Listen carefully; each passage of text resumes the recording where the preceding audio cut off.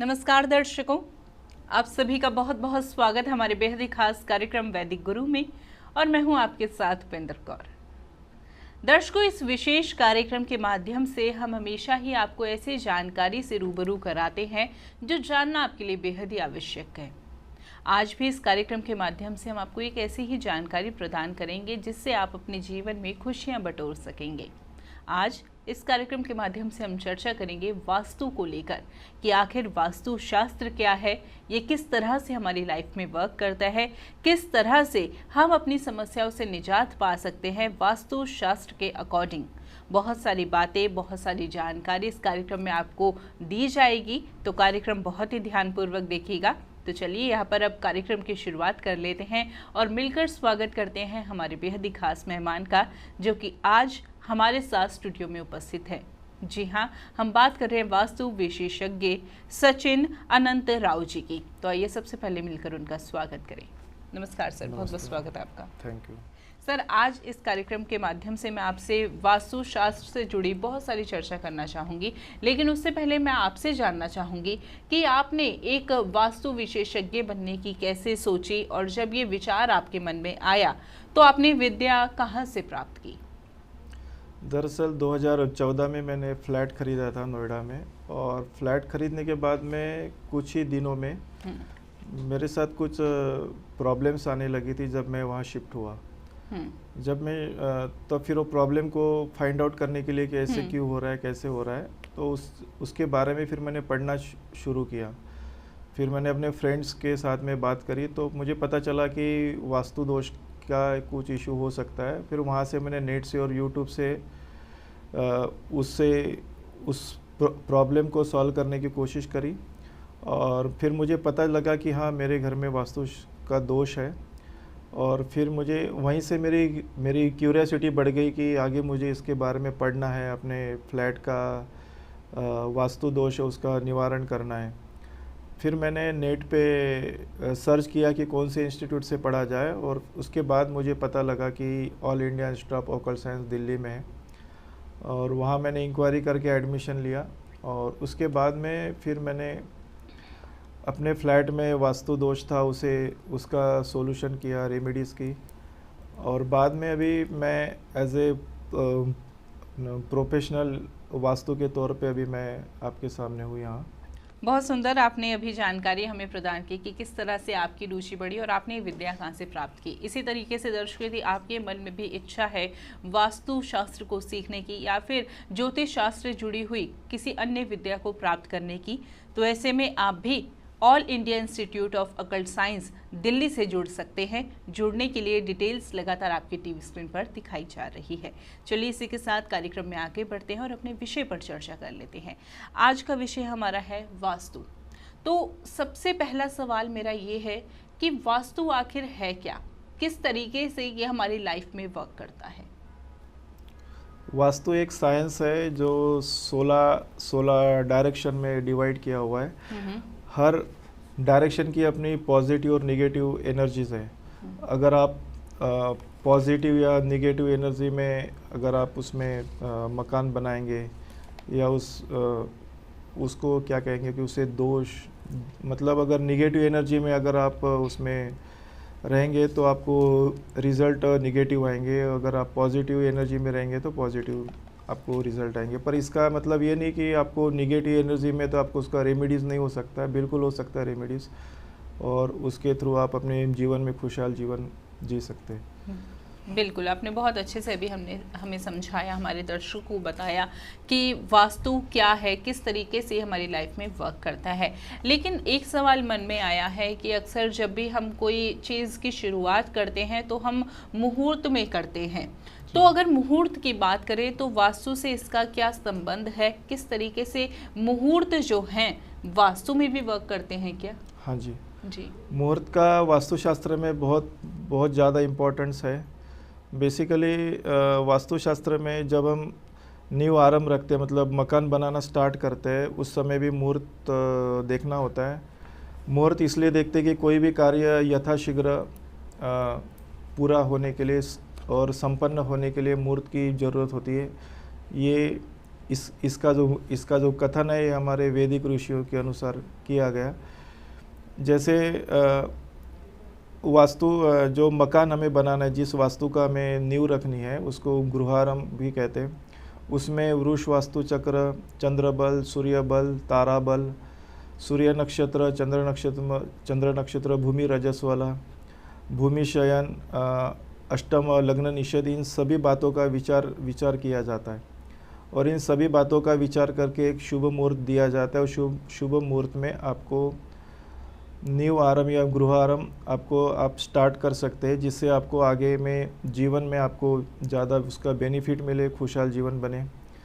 दूसरा, आपको मुहूर्त तब आपको ज़रूरत पड़ती है जब आप गृह प्रवेश करते हैं। जब मकान बनाने के बाद जब मकान में अपना गृह प्रवेश करते हैं तो उसके लिए भी हमें एक शुभ मुहूर्त की ज़रूरत होती है। उस समय प्रॉब्लम ये आता है कि अगर आप मुहूर्त नहीं देखते हैं तो जिस दिन आपको गृह प्रवेश करना है, अगर उसके कुंडली में चौथे भाव में कोई अगर प्लैनेट आता है तो समझ लीजिए कि आपका मकान बिक सकता है। और 8वें भाव में अगर कोई प्लैनेट आता है तो आपको शत्रुओं का सामना करना पड़ता है। तो ये सब दोनों चीज़ों को अवॉइड करने के लिए हमें शुभारंभ मतलब मुहूर्त की आवश्यकता होती है। बिल्कुल, आपने बहुत अच्छे से हमें समझाया कि मुहूर्त की आवश्यकता क्यों होती है हमें। लेकिन अब जैसे कि आप एक वास्तु विशेषज्ञ हैं, तो अब मैं क्रमानुसार आपसे एक अच्छे मतलब वास्तु के अकॉर्डिंग एक सही घर की बनावट कैसी होनी चाहिए तो वैसे जानूंगी। क्रमानुसार अगर मैं बात करूं तो बात करते हैं सबसे पहले पूजा घर की। तो घर का पूजा घर हमारा किस डायरेक्शन में होना चाहिए, किस शेप में होना चाहिए, क्या कुछ बातों का ध्यान रखना चाहिए हमें पूजा घर को बनाते हुए? पूजा घर बेसिकली जो हमारे प्लॉट या मकान का नॉर्थ ईस्ट कोना होता है, ईशान्य कोना, वो भगवान शिव का स्थान है, मतलब गुरु का स्थान है। वहाँ पे वही पूजा का एक अच्छा स्थान होता है और वहाँ पे आप अपना पूजा घर रख सकते हैं ईशान्य कोण में, जैसे कि नॉर्थ ईस्ट कॉर्नर है। वहाँ पे पूजा घर में कुछ छोटी छोटी चीज़ों का ध्यान रखना है। जैसे 3 गणेश जी की मूर्ति ना हो, 2 गोमती चक्र ना हो, 2 शंख ना हो और 3 देवी की प्रतिमा ना हो। जो शिवलिंग है उसको आप शिव परिवार के साथ में रख सकते हैं, जैसे भगवान शिव, पार्वती, भगवान गणेश, भगवान कार्तिकेय, नंदी, उनके जो वाहन वगैरह हैं, उनका मतलब पूरा शिव परिवार को स्थापित करना चाहिए अपने मंदिर में। साथ में जब हम पूजा करते हैं तो और छोटी छोटी बात का ध्यान रखना पड़ता है कि पूजा करते समय जो सफ़ेद बाती और घी का दिया है वो भगवान के राइट साइड में जलाना चाहिए और लाल बाती का दिया और सरसों के तेल का दिया वो भगवान के लेफ़्ट साइड में जलाना चाहिए। अगरबत्ती है या धूप बत्ती है, अगरबत्ती तो अवॉइड ही करें क्योंकि अगरबत्ती में बाम्बू की स्टिक होती है। उस वजह से हमारे हिंदू धर्म के अनुसार या वैदिक शास्त्रों के अनुसार अगरबत्ती को अवॉइड करने के लिए कहा गया। तो हमें धूप बत्ती है भगवान के राइट साइड में लगानी चाहिए। भगवान के सामने जो हम दिया रखते हैं उनके सामने रखना चाहिए। कई जगह मैं देखता हूँ या मंदिरों में, घर में, वो हमारे साइड होता है, वो बिल्कुल ही गलत है। दिया जो है भगवान के सामने, दिया की जो बाती है भगवान के सामने होनी चाहिए। उसमें भी अलग अलग डायरेक्शन के अलग अलग उसमें रिज़ल्ट मिलते हैं। जैसे ईस्ट के तरफ आपने दिया रखा है तो उसमें आपको लंबी आयु मिलती है। नॉर्थ की तरफ अगर रखेंगे तो धन की प्राप्ति होती है, साउथ की तरफ रखेंगे तो नुकसान होता है और वेस्ट की तरफ रखते हैं दिया की बाती तो संकटों का सामना करना पड़ता है। तो ये छोटी छोटी बातों का ध्यान रखेंगे तो निश्चित ही आपको पूजा घर का महत्व भी पता चलेगा और उसके जो बेनिफिट्स है वो भी आपको जल्दी मिलेंगे। बिल्कुल, बहुत अच्छे से आपने हमें बताया, समझाया कि हमें पूजा घर में किन किन बातों का ध्यान रखना चाहिए वास्तु शास्त्र के अनुसार। अक्सर मैंने ये भी सुना है कि जैसे पहले के ज़माने की बात की जाए या कुछ घरों में अभी भी जो होता है कि मंदिर एक छोटा सा होता है और उसमें बहुत सारे भगवान जी की मूर्ति रख दी जाती है। तो मैंने ये सुना है कि ऐसा नहीं करना चाहिए, मंदिर में कुछ मतलब इतनी सारी मूर्तियाँ एक साथ नहीं रखनी चाहिए, कुछ मूर्तियाँ ही रखनी चाहिए। क्या इस बात में सत्य है? हाँ, जैसे मैंने भी पहले कहा था कि 3 गणेश जी की मूर्ति ना हो, प्रतिमा ना हो, उसमें फोटो भी आ जाएगी घर पे, या 2 द्वारका गोमती चक्र उनकी पूजा ना हो। अगर ये मल्टीपल भगवान की पूजा करने से घर का जो स्वामी होता है, मतलब मुख्य आदमी होता है, उनको मानसिक शांति नहीं मिलती है, उसको समस्या का सामना करना पड़ता है। चलिए, ये तो हमारी रही पूजा घर की बात। अब अगर हम बात करें घर के प्रवेश द्वार की, तो प्रवेश द्वार किस दिशा में होना चाहिए, किन बातों का उस वक्त हमें ध्यान रखना चाहिए जब प्रवेश द्वार का निर्माण करें? हाँ जी, जैसा कि हमने पहले बता दिया था कि ये जो मकान होता है, प्लॉट, ये हमेशा एक पॉजिटिव और नेगेटिव एनर्जी के साथ में होता है, और 16 डायरेक्शन में अपनी कुछ नेगेटिव एनर्जीज़ है और कुछ पॉजिटिव एनर्जीज़ है। अगर हमारा मुख्य द्वार अगर वास्तु चक्र के अनुसार अगर बना दिया जाए तो हमें निश्चित ही हमें पॉजिटिव फल उसके मिलेंगे। जैसे नॉर्थ में अगर देखा जाए तो 337.5 से लेके 111.25 के बीच का जो ये होता है, क्या कहेंगे, एक एरिया होता है, वहाँ पे आप मुख्य द्वार बना सकते हैं। उसके नाम है मुख्य, सोम और भल्लाट। और ईस्ट के तरफ आएंगे तो जयंत और इंद्र है। इसमें 67.5 डिग्री से लेके 90 डिग्री तक का जो पोर्शन होता है, वहाँ पे आप द्वार दे सकते हैं, मुख्य द्वार। वहाँ पे आपको जीत, यश, कीर्ति, पैसा, संपत्ति, सामाजिक स्टेटस, मेंटल हेल्थ, ये सब चीज़ें मिलते हैं। साउथ में अगर चलेंगे तो बृहत्तक्ष है, 157.5 से लेके 180 के बीच का जो एरिया है, वहाँ पे हमें द्वार रखने से धन लाभ वगैरह होता है।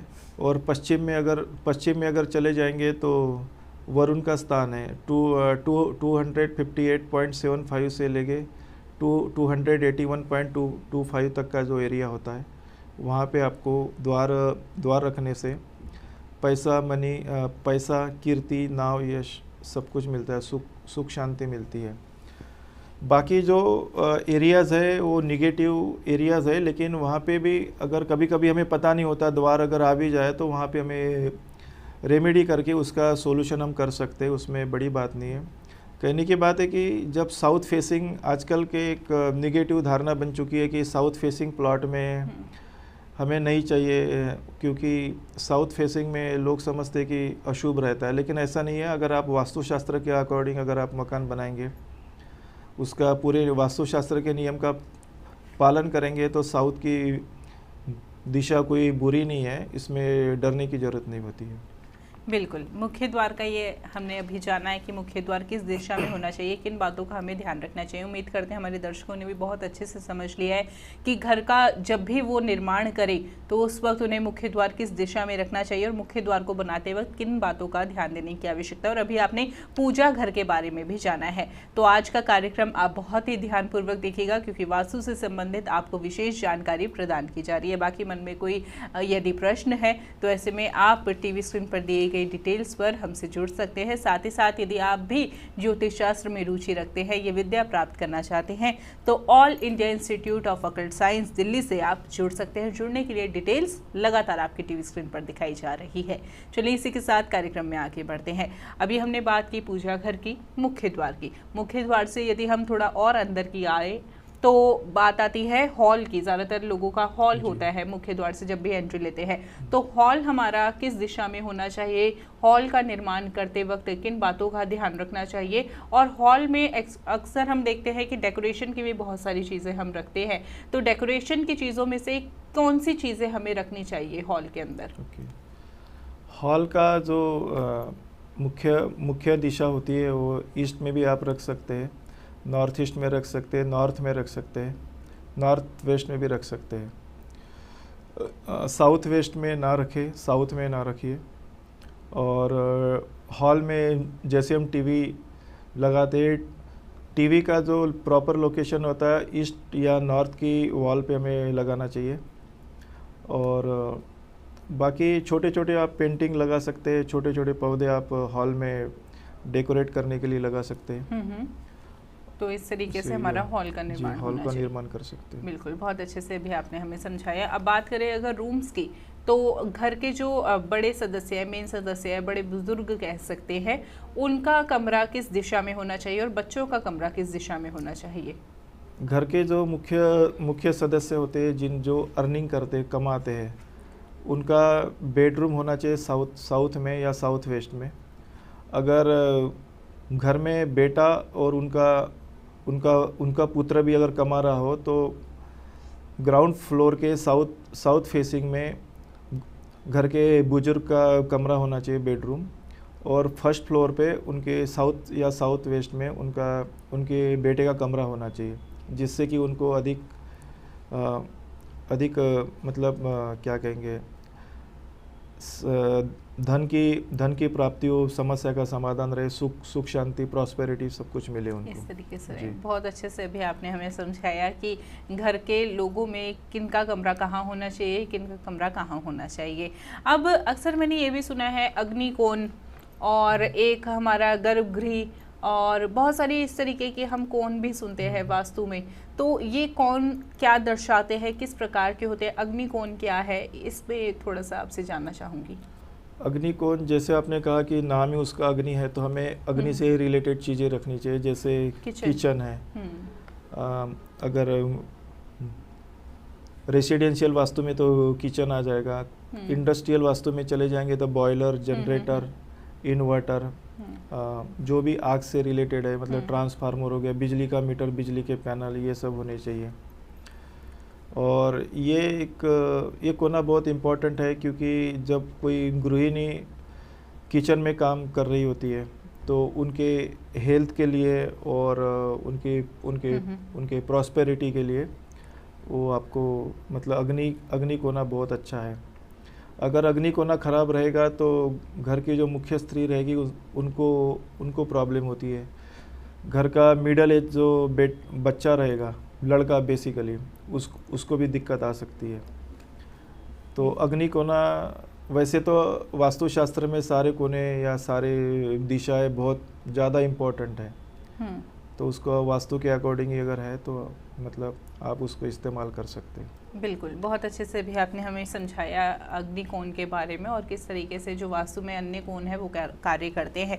लेकिन एक घर की यदि हम बात करें तो आजकल जो है हम फ्लैट सिस्टम चल रहा है, और जब फ्लैट का निर्माण किया जाता है तो अक्सर ये भी मन में आता है कि नीचे पार्किंग रखे या फिर शॉप्स रेडी कर दे।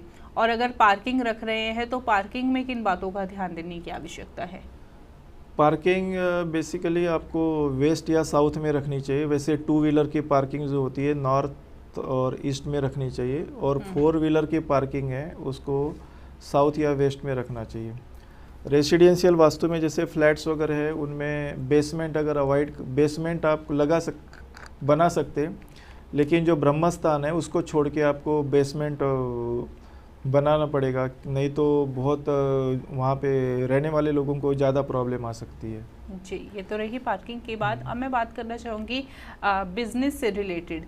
अब अगर हम बात करें एक दुकान की या फिर कोई फैक्ट्री की, तो फैक्ट्री का निर्माण करते वक्त हमें किन बातों का ध्यान देने की आवश्यकता है जिससे हमारी अर्निंग्स बहुत अच्छी होए, धन की वर्षा हमारे ऊपर होए? या फिर अगर दुकान की भी बात की जाए तो उसमें भी हमें किन बातों का ध्यान देने की आवश्यकता रहती है? इंडस्ट्रियल वास्तु में देखा जाए तो जो हमें बेसिक जो चीज़ें होती है जैसे मेन डोर वगैरह, वो हमें वास्तु चक्र के अकॉर्डिंग बनानी चाहिए। और मुख्य द्वार जो होता है इंडस्ट्रीज का होना चाहिए ईस्ट या नॉर्थ फेसिंग, या नॉर्थ ईस्ट फेसिंग भी मतलब हो सकता है।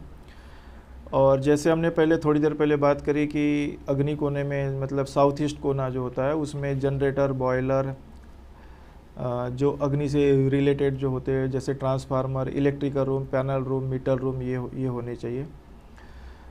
नॉर्थ वेस्ट में आपका जो प्रोडक्शन निकलेगा वो नॉर्थ वेस्ट कोने में होना चाहिए, और जो रॉ मटेरियल होगा वो साउथ या साउथ वेस्ट डायरेक्शन में होना चाहिए।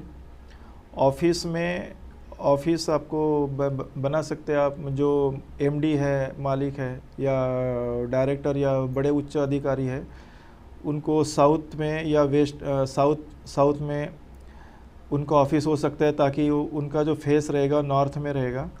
और बाकी जो स्टाफ है, इंजीनियर, मैनेजर्स वगैरह, उनको हम वेस्ट के डायरेक्शन में बैठा सकते हैं, ताकि उनका जो फेस रहेगा ईस्ट की तरफ रहेगा।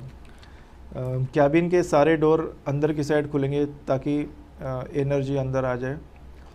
और बोरवेल, जो वाटर ट्रीटमेंट प्लांट वगैरह है, नॉर्थ ईस्ट में ही आएगा। लेकिन नॉर्थ ईस्ट में बोरवेल, वाटर टैंक बनाने के पहले उसमें भी कुछ रूल्स है, उसको भी फॉलो करना चाहिए, बेहद सावधानी पूर्वक करना चाहिए, अदरवाइज़ बहुत ज़्यादा नुकसान हो सकता है। और जो डिस्पेंसरी वगैरह होती है इंडस्ट्रीज़ में, वो नॉर्थ ईस्ट में होना चाहिए। मीटिंग रूम्स है, कॉन्फ्रेंस रूम, वो east of south east direction में होनी चाहिए। और जो वर्कर के जो क्वार्टर्स है वो होने चाहिए वेस्ट डायरेक्शन में। और उनके जो अधिकारियों के क्वार्टर्स है वो होने चाहिए साउथ डायरेक्शन में। जो गार्ड रूम है एंट्रेंस के राइट साइड में होना चाहिए। बाकी अगर बिल्डिंग के चारों साइड में अगर जगह है तो उसको शुभ माना जाता है, वो अच्छा भी है, क्योंकि अभी हम देख रहे हैं कि फायर फाइटिंग के लिए वो एक मतलब कंप्लायंस भी है, तो उसको फॉलो करके आप इंडस्ट्रियल वास्तु को आप आगे बढ़ा सकते हैं और अपना प्रॉफिट ले सकते हैं। बिल्कुल, ये तो रही फैक्ट्री की बात। यदि हम दुकान की बात करें तो दुकान में सेल्स काउंटर हमारा कहाँ होना चाहिए और किस दिशा में जो है कैश काउंटर हमें रखना चाहिए? दुकान में सेल्स काउंटर इस प्रकार होना चाहिए कि जो सेल्समैन है या जो मतलब काउंटर के पीछे जो टीम रहेगी, उनका फेस नॉर्थ या ईस्ट के साइड में होना चाहिए। मतलब जो कस्टमर आएंगे उनका फेस वेस्ट या साउथ में होना चाहिए।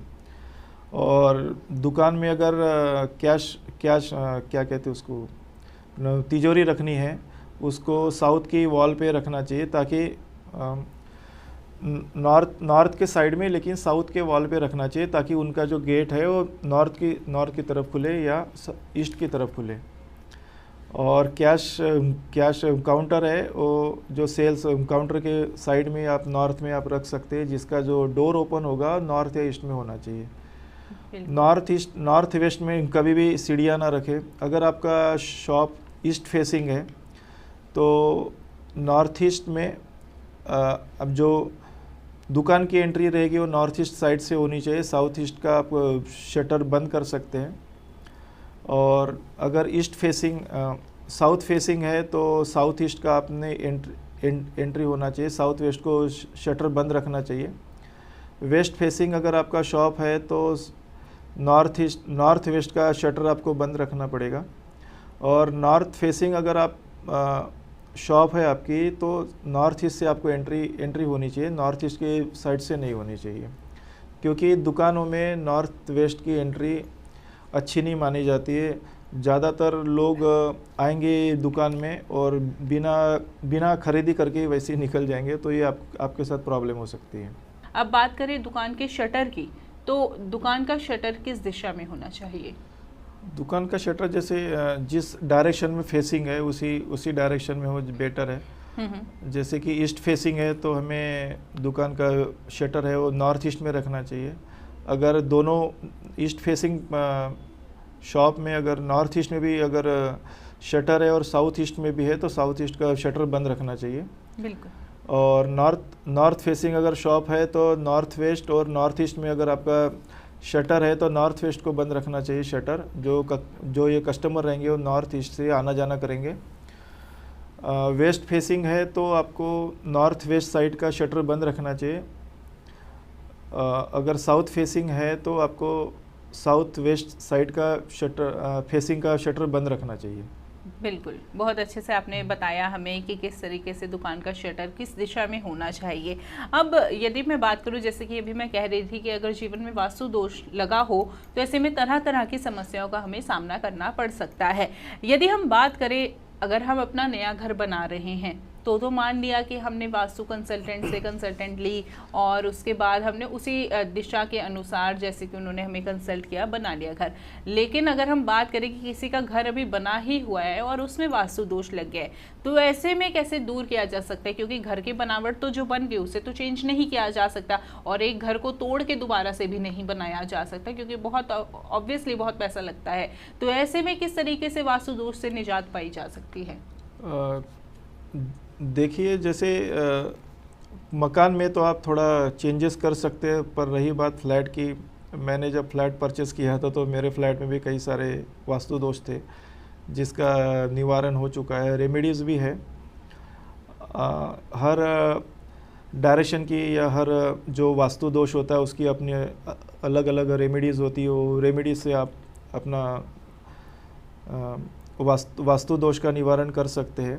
सिर्फ एक वास्तु दोष है जिसका निवारण नहीं हो सकता, वो है नॉर्थ ईस्ट का टॉयलेट। कुछ लोग मार्केट में आते हैं, कहते हैं कि नहीं हम कर देंगे, पैसे ले लेंगे, लेकिन फ़ायदा नहीं होता है। मेरे साथ मेरे ऑफिस के भी कुछ मेरे कलीग हैं, वो भी परेशान है नॉर्थ, क्योंकि फ्लैट में आप नॉर्थ ईस्ट के टॉयलेट को चेंज भी नहीं कर सकते, तो बेटर है उसको बंद कर दे अगर आपके पास दो टॉयलेट है। जनरली देखा जाए तो सभी फ्लैटों में कुछ ना कुछ थोड़ा वास्तु दोष होता ही है, क्योंकि कुछ एरिया एक्सटेंशन होगा तो कुछ एरिया कट होगा, किसी की बालकनी कट होगी, किसी का नॉर्थ कट होगा, किसी का नॉर्थ ईस्ट कट होगा, और उस डायरेक्शन के अपने अपने अलग अलग रिज़ल्ट उसको, मतलब जो बुरे परिणाम हैं उनको मिलते हैं। तो हम ये सोचते हैं कि हमारी किस्मत ही ऐसी है, लेकिन ऐसा नहीं है।